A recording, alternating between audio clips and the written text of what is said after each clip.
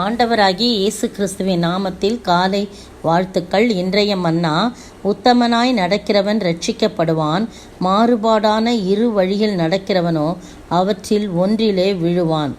நீதிமொழிகள் 28:18. பாருங்கள், ஏற்கனவே நம்ம இப்படி தான் கம்பேர் பண்ணி சாலமோன் ஞானி எழுதியிருக்கிறத பார்க்குறோம். உத்தமனாய் நடக்கிறவன் ரட்சிக்கப்படுவான், விடுவிக்கப்படுவான், காப்பாற்றப்படுவான், விடுதலை பெறப்படுவான். இப்படி தான் இதெல்லாம் அர்த்தம். ரட்சிக்கப்படுதல்னா பாவத்திலிருந்து, சாபத்திலிருந்து, நோயிலிருந்து, எல்லாவற்றிலிருந்தும் விடுதலை பெறது தான் ரட்சிக்கப்படுவான். இந்த இடத்துல இதான் மீனிங். உத்தமனாய் நடக்கிறவன் எவன் ஒருவன் உத்தமனாய் நடக்கிறனோ அவன் ரட்சிக்கப்படுவான். மாறுபாடான இரு வழியில் நடக்கிறவனோ அவற்றில் ஒன்றில் விழுவான் என்று போடப்பட்டிருக்குது. அவனுடைய வழியில் மாறுபாடாக இருக்குது. இந்த வழியை தெரிஞ்சுக்குதா, அந்த வழியை தெரிஞ்சுக்க, இதில் போகலாம், அதில் போகலாம், அப்படியே மாறுபாடான சிந்தனை சிந்திக்கிறால அதில் எதிலையா ஒன்றுத்தில் விழுந்து போவான் அப்படின்னு சொல்லி போடப்பட்டிருக்கு. எனக்கு ஒரு சம்பவம் ஞாபகம் வருது பாருங்கள். ஒரு வசனம் என்னாகுமோ 14:24 பாருங்கள். அதில் ஒரு வசனம், என்னுடைய தாசனாகிய காலேப் வேறே ஆவியுடையவனாய் இருக்கிறபடியினாலும், வேறே ஆவினா தேவனுடைய ஆவினாலும், உத்தமமாய் என்னை பின்பற்றி வந்தபடியினாலும் அவன் போய் வந்த தேசத்தில் அவனை சேர பண்ணுவேன், அவன் சந்ததியாரும் அதை சுதந்திரித்து கொள்வார்கள். எவ்வளோ பெரிய வார்த்தை பார்த்தீங்களா? காலேபுக்கு உத்தமனாக நடந்தபடினால அவன் போய் வந்த கானான் தேசத்தை அவன் சுதந்திரிப்பான், அவன் சந்ததி சுதந்திரிக்கும்னு சொல்லப்படுது. என்ன உத்தமனாக நடந்தான் போது போய் வேவு பார்க்க சொல்லி அனுப்புகிறாங்க. போய் எப்படி இருக்குது அந்த நாடு, நம்ம சுதந்திரிக்க போகும் தேசம் எப்படி இருக்குது, அங்கே குடியிருக்கிற ஜனங்கள் பலவான்களோ பலவீனர்களோ, கொஞ்சம் பேரோ அநேகம் பேரோ, அந்த தேசம் எப்படிப்பட்டது, நல்லதோ கெட்டதோ அதெல்லாம் பார்த்துட்டு வாங்கன்னு சொல்லி என்ன பண்ணுறாங்க, மோசே 12 பேரையும் அனுப்புகிறாங்க. அந்த முற்பிதாக்கள் அந்த வம்சத்தில் உள்ள 12 பேரையும் என்ன பண்ணுறாங்க, அனுப்புகிறாங்க, 12 குரூப்பையும். அப்போ அனுப்பும்போது அவங்கெல்லாம் 10 பேர் என்ன பண்ணுறாங்க, தேசத்தெல்லாம் 40 நாள் சுற்றி பார்க்குறாங்க. அவங்க என்ன பண்ணுறாங்க, இப்போ சுற்றி பார்த்துட்டு சொல்கிறாங்க மோசையை நோக்கி, நீர் எங்களை அனுப்பின தேசத்துக்கு நாங்கள் போய் வந்தோம், அது பாலும் தேனும் ஓடுகிற தேசம்தான், அதனுடைய கனி அப்படின்னு சொல்லிட்டு அப்படியே திராட்சை இதை கொடியை அறுத்துக்கிட்டு ஒரு குச்சியில் கொலையை அறுத்துக்கிட்டு அதை ஒரு கம்பு நடுவில் அதை கட்டி தூக்கிட்டு வராங்க. மாதுளம்பழம் அத்திப்பழம் கொண்டு வராங்க. அப்போ அது இதனுடைய கனி அப்படின்னு சொல்லி அந்த பழத்தை கொடுக்குறாங்க. ஆனாலும் அந்த தேசத்தில் குடியிருக்கிற ஜனங்கள் பலவான்கள். 13ஆம் அதிகாரம் நீங்கள் பார்த்தீங்கன்னா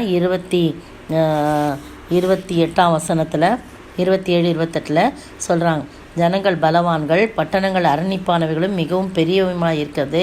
அங்கே ஏனாக்கின் குமாரரை கண்டோம் நாங்கள். அதான் ராட்சதர்கள், அமலேக்கியர் தென்புறமான தேசத்தில் குடியிருக்கிறாங்க. ஏத்தியர், எபூசியர், எமோரியர் மலைநாட்டில் குடியிருக்காங்க. கானானியர் கடல் அருகேயும் யோர்தான் அண்டையிலும் குடியிருக்கிறாங்க.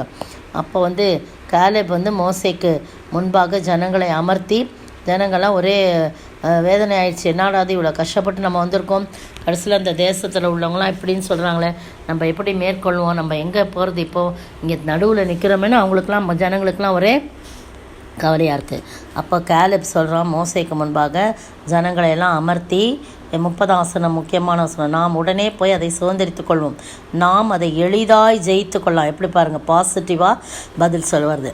அவர்களோட கூட போய் வந்த மனிதரோ, நாம் போய் அந்த ஜனங்களோட எதிர்க்க நம்மாலே கூடாது, அவர்கள் நம்மை பார்க்கலாம் பலவான்கள் அப்படின்னு சொல்லி காலேப் பேசின பேச்சை வெட்டி பேசுகிறாங்க.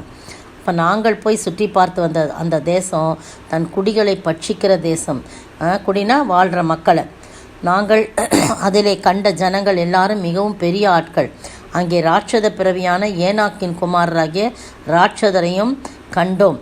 நாங்கள் எங்கள் பார்வைக்கு வெட்டிக்கிளைகளைப் போல இருந்தோம். சின்ன உருவமாக இருக்கிறோம், அவங்களாம் பெருசாக இருக்காங்க.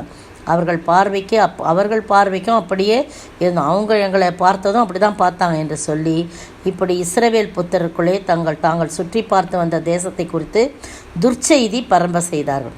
அப்போ எல்லாம் சபையார் எல்லாரும் கூக்குரலிட்டு புலம்புறாங்க, முழுதும் அழுதுகிட்டே இருக்காங்க. அப்போ இஸ்ரவேல் புத்திரர் மோசேக்கும் ஆரோனுக்கும் விரோதமாக முறுமுறுக்காங்க. நாங்கள் பேசாமல் எகிப்திலேயே செத்து போனோம்னால் கூட நலமாக இருந்திருக்கோம். இந்த வனாந்தரத்தில் நாங்கள் செத்தாலும் நலம். நாங்கள் போய் பட்டயத்தால் மடியும்படிக்கு எங்கள் பெஞ்சாதி பிள்ளைகள்லாம் கொள்ளையாகும்படிக்கு இந்த தேசத்துக்கு அந்த தேசத்துக்கு கொண்டு வந்தது என்ன? எகிப்துக்கு திரும்பி போகிறதே எங்களுக்கு உத்தமம் அப்படின்னு சொல்லி சொல்கிறாங்க. பாருங்கள், எகிப்துக்கு திரும்பி போகிறதே உத்தமம்னு சொல்கிறாங்க. பின்பு அவர்கள் ஒரு தலைவனை ஏற்படுத்தி கொண்டு நாங்கள் எகிப்துக்கு போவோம் அப்படின்னு ஒருத்தரோட ஒருத்தர் பேசிக்கிறாங்க. அப்போது மோசேயும் ஆரோனும் இஸ்ரவேல் புத்திரரின் சபையாராகிய எல்லா கூட்டத்தாருக்கும் முன்பாக முகம் குப்புற விழுந்து தேசத்தை சுற்றி பார்த்து வந்த நூனின் குமாரனாகிய யோசுவாவும் எப்புன்னையின் குமாரனாகிய காலேபும் தங்கள் வஸ்திரங்களை கிழித்து கொண்டு இஸ்ரவேல் புத்திரில் சமஸ்த சபையும் நோக்கி, நாங்கள் போய் சுற்றி பார்த்து சோதித்த தேசம் மகா நல்ல தேசம். இவ்வளோ குழப்பத்தை உண்டு பண்ணிட்டாங்க அந்த 10 பேரும். இவங்க என்ன செய்கிறாங்க? இல்லை நாங்கள் போய் சுற்றி பார்த்துட்டு வந்த தேசம் மகா நல்ல தேசம், கர்த்தர் நம்மேல் பிரியமாக இருக்கனால அந்த தேசத்திலே நம்மை கொண்டு போய் பாலும் தேனும் ஓடுகிற அந்த தேசத்தை நமக்கு கொடுப்பார். கர்த்தருக்கு விரோதமாக மாத்திரம் கலகம் பண்ணாதீங்க. 9ஆம் வசனம் 14:9 கலகம் பண்ணாதீங்க. அந்த தேசத்தில் ஜனங்களுக்கு நீங்கள் பயப்பட வேண்டியதில்லை. அவர்கள் நமக்கு இரையாவார்கள். அவர்களை காத்த நிலையில் அவர்களை விட்டு போயிற்று. கர்த்தர் நம்மோடே இருக்கிறார், அவர்களுக்கு பயப்பட வேண்டியதில்லையா அப்படின்னு சொல்லி சொல்கிறாங்க. இவன் காலேபும் யோசுவாவும் சொல்கிறாங்க. அப்போ அவர்கள் மேல் கல்லெறிய வேண்டும் என்று சபையார் எல்லாரும் சொல்கிறாங்க. உடனே கர்த்தருடைய மகிமை அந்த ஆசரிப்பு கூடாரத்தில் இஸ்ரவேல் புத்திரர் எல்லார் மேலும் மூண்டது. கர்த்தர் மோசேயை நோக்கி, எது வரைக்கும் இந்த ஜனங்கள் எனக்கு கோபம் உண்டாக்குவார்கள்? எது வரைக்கும் நான் காட்டின சகல அடையாளங்களையும் அவர்கள் காணாதமாய் எது வரைக்கும் என்னை விசுவாசியாமல் இருப்பாங்க? நான் அவர்களை கொள்ளை நோயினால் பாதித்து சுதந்திரத்துக்கு புறம்பாக்கி போட்டு அவர்களை பார்க்க உன்னை பெரிதும் வனாந்தரமுள்ள பலத்ததுமான ஜாதி ஆக்குவேன் அப்படின்னு சொல்கிறான். பாருங்கள், இதெல்லாம் சொல்லிட்டு தான் ஆண்டவர் சொல்கிறாரு, என் தாசனாகிய காலேப் வேறே ஆவியை உடையவனாய் இருந்தபடினால் உத்தமமாய், கர்த்தரே சொல்கிறார், ஆவி உடையவனாய் இருந்தபடினாலும் உத்தமமாய் என்னை பின்பற்றினபடினாலும் நான் அவன் போய் வந்த தேசத்தில் அவனை சேர பண்ணுவேன், அங்கே ரட்சிப்பேன், அவனை நான் பாதுகாப்பேன், அவனையும் அவன் சந்ததியும் பாதுகாப்பேன்னு சொல்லி. அதுதான் இந்த இடத்துல உத்தமமாய் நடக்கிறவள் ரட்சிக்கப்படான்னு சொல்லி. நீங்களும் நானும் உத்தமமாய் நடக்கும்போது கர்த்தருக்கு முன்பாக துர்ச்செய்தியை பரப்பி கொண்டிருக்காது, அப்படி நற்செய்தியை பரப்பி அதை விசுவாசித்து பாசிட்டிவாக எல்லாவற்றையும் அறிக்கையிடும்போது கர்த்தர் நமக்கு நல்ல ஒரு பரம கானான் தேசத்தை சுதந்திரிப்பார். அந்த பரலோக ராஜ்யத்தை சுதந்திரித்து கொள்ள ஆண்டவர் தாமே சொந்தமாக்கி கொள்ள ஆண்டவர் கிருபை செய்வாராக. ஆமேன்.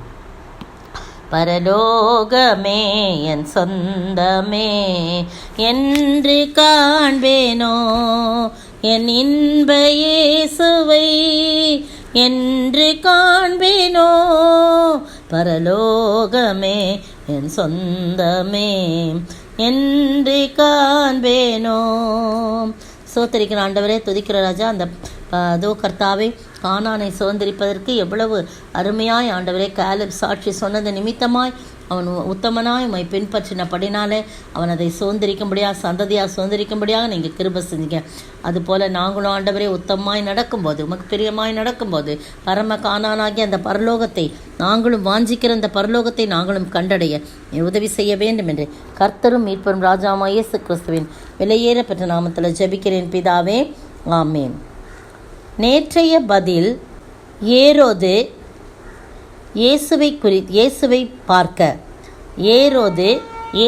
பார்க்க லூக்கா 23:8.